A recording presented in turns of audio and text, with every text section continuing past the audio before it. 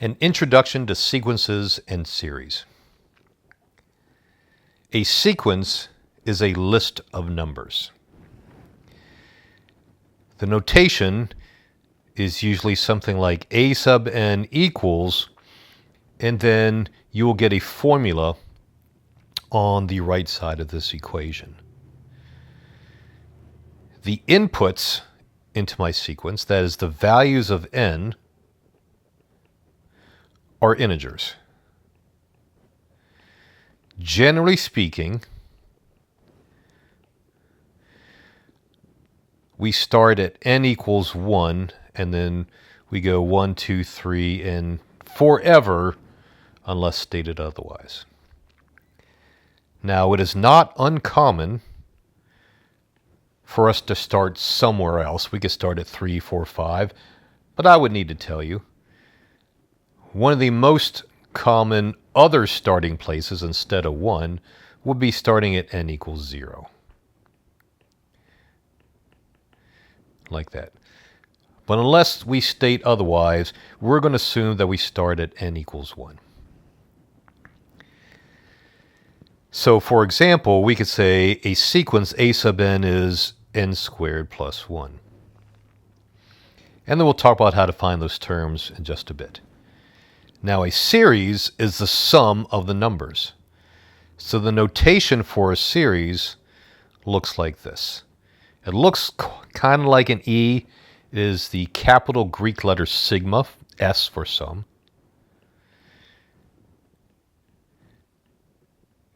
And we will explain this later in the video. But this is the notation for a summation for a series, which is the sum of the terms in my sequence. But let's look at the sequence again. We'll deal with this for just a bit. There are two types of formulas for sequences. The first one is an explicit formula.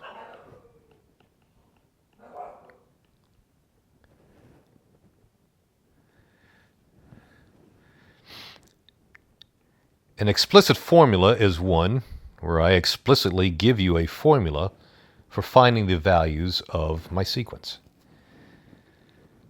A little bit more specifically, each term in my sequence, the terms are a sub n,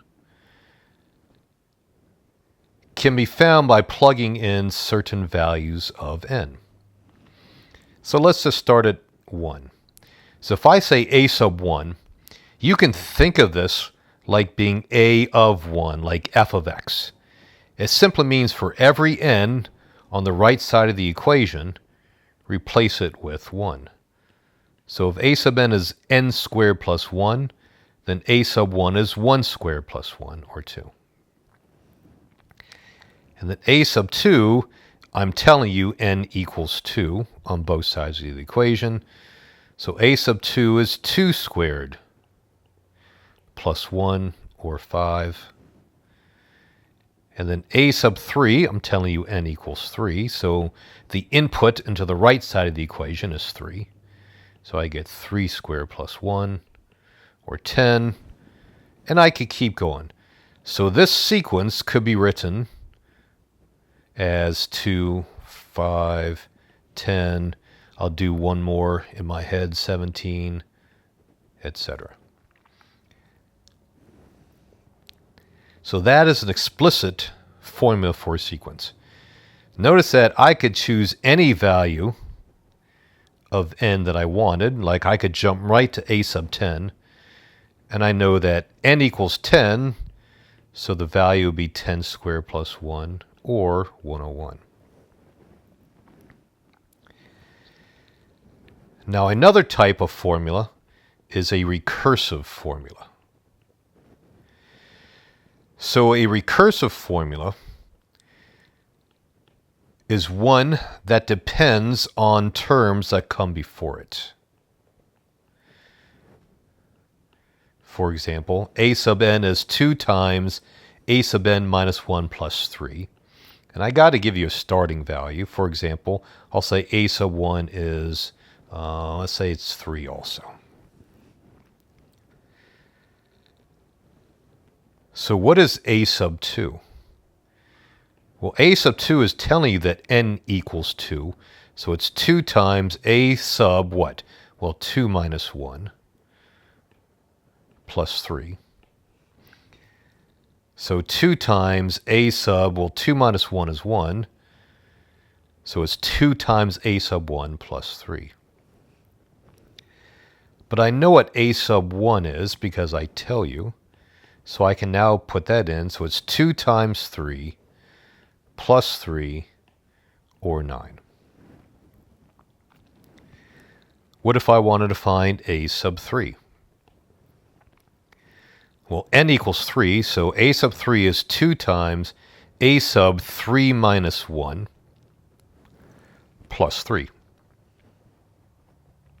Or 2 times a sub 2 plus 3, right? Because 3 minus 1 is 2. But I already found out what a sub 2 is. I found it right here just a moment ago. So I have 2 times 9, or 18, plus 3 equals 21. So I could keep doing this, but once you understand recursive formulas, especially this one here, I'm telling you that the term I want depends somehow on the term right before it. So a sub 4 would be 2 times the term right before it plus 3, or 2 times 21 plus 3, or 45. So one problem with a recursive formula is that I can't skip right ahead to a sub 10 if I wanted to. I have to get a sub 5, 6, 7, 8, and 9 before I can even try to get a sub 10.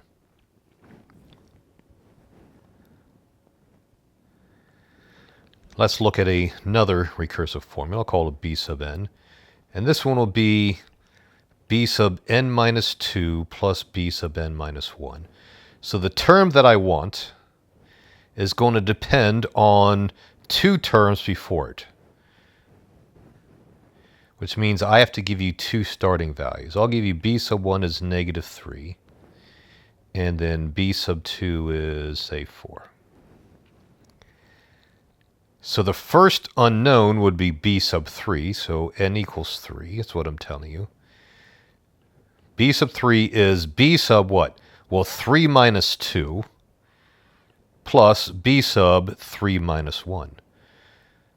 Notice that the value of the term I want depends on the 2 previous terms. So I can plug in these values now. B sub 1 is negative 3. B sub 2 is 4, and I get b sub 3 equals positive 1. Well, how about b sub 4? Where n equals 4. B sub 4, looking back up here, is b sub 4 minus 2 plus b sub 4 minus 1. Once again, b sub 4 depends on the 2 values right before it. So I can plug these in. B sub 2 is 4. B sub 3, right? B sub 2 is 4. B sub 3 I just found is 1. 4 plus 1 equals 5. So how about b sub 5? Well, b sub 5 is the sum of the 2 terms right before it. So b sub 3, which is 1, plus b sub 4, which is 5. And we get a value of 6. And I could keep going there. But let's look at series now. And again, the goal here is mainly to understand the notation of things. And I think series will make the most sense if we do examples. So this symbol is the capital Greek letter S, or the Greek letter sigma, which stands for summation. And there are other parts. There is a starting n. There is an ending n. And then we have an explicit formula. Now, I have never seen a summation with a recursive formula, and I do not intend to show you one here either. But how do we find this? Well, what we're going to do is we're going to find terms in the sequence. So this part right here is a sequence, and I need to start at n equals 1. So the first term in my sequence is 2 times 1 plus 1. I'll put in extra brackets here. So there's n equals 1. Now the n that comes after 1 is 2. Right? We're just going to count up. So at n equals 2, we're going to plug in n equals 2. So 2 times 2 plus 1. Then we're going to go to n equals 3 because that's what comes next. We get 2 times 3 plus 1. We're going to go to n equals 4 because 4 comes right after 3. And we do 2 times 4 plus 1. And then we stop. How do we know? Because this top number is telling us where we end or where we stop. Now, there's one thing left to do, which is the sigma. This says take all those terms and then add them together. So I get, when n equals 3, I get 2 times 1 plus 1, or 3. N equals 2, we get 5. N equals 3, 7. N equals 4, 9.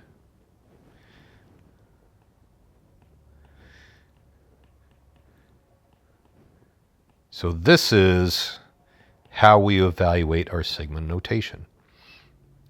And our final answer here would be 24.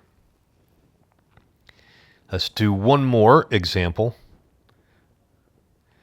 with our sigma notation.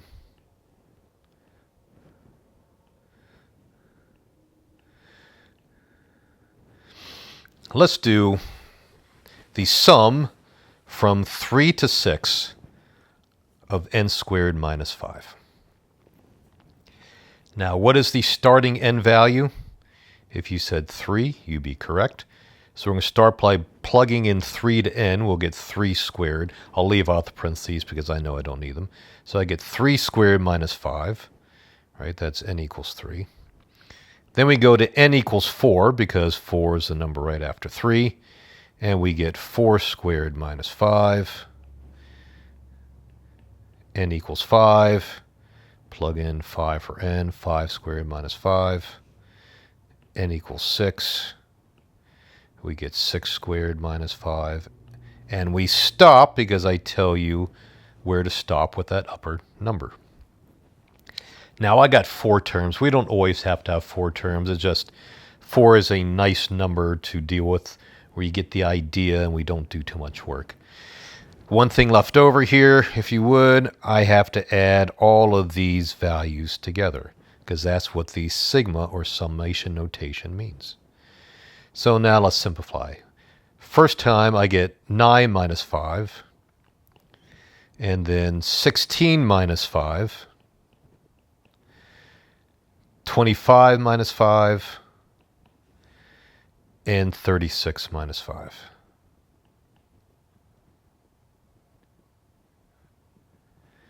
And if I do my math correctly, it looks like we get a total value of 66.